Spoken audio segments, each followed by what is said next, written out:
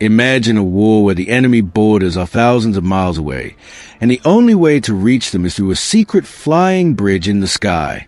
On March 12, 2026, a tragic accident over the desert of western Iraq revealed the high stakes of a classified mission known as Operation Epic Fury.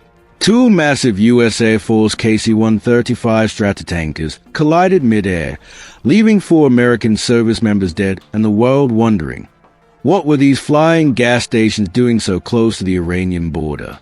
The KC-135 Stratotanker is the lifeblood of modern aerial warfare. Without these massive jets, the U.S. Air Force's most advanced fighters, like the F-35 and F-16, would never be able to reach their targets.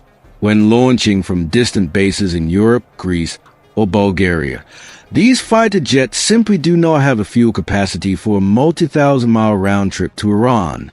The KC-135 acts as a floating bridge, meeting strike packages mid-air to top off their tanks, allowing them to penetrate deep into hostile airspace and return safely. But this mission is incredibly dangerous. In combat zones, these tankers often fly in tight formations with their lights out and radios silent to avoid enemy radar.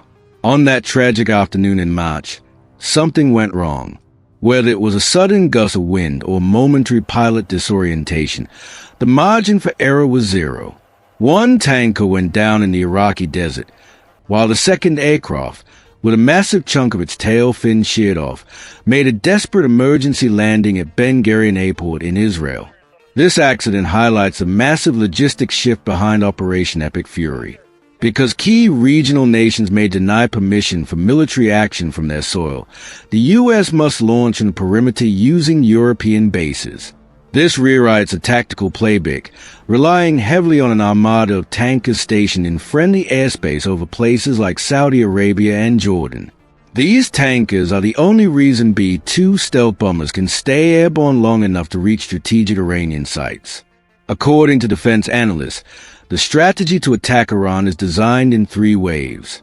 The first wave targets surface-to-air missile sites and radar installations to fracture the air defense network. The second wave focuses on destroying ballistic missile launchers. Finally, the third wave targets military manufacturing industries and deep nuclear bunkers. Every single one of these waves depends entirely on the KC-135 tankers waiting in the shadows of the sky. As the B-2s and F-15 Strike Eagles lift off, their jagged silhouettes blend into the night. Stealth is their shield, but distance is their enemy. The tragedy in the Iraqi desert is a sobering reminder that even the most advanced military operations rely on the dangerous, unglamorous task of mid-air refueling. The nation that controls the flow of fuel controls the outcome of the war. The sky over the Middle East is no longer just a transit route.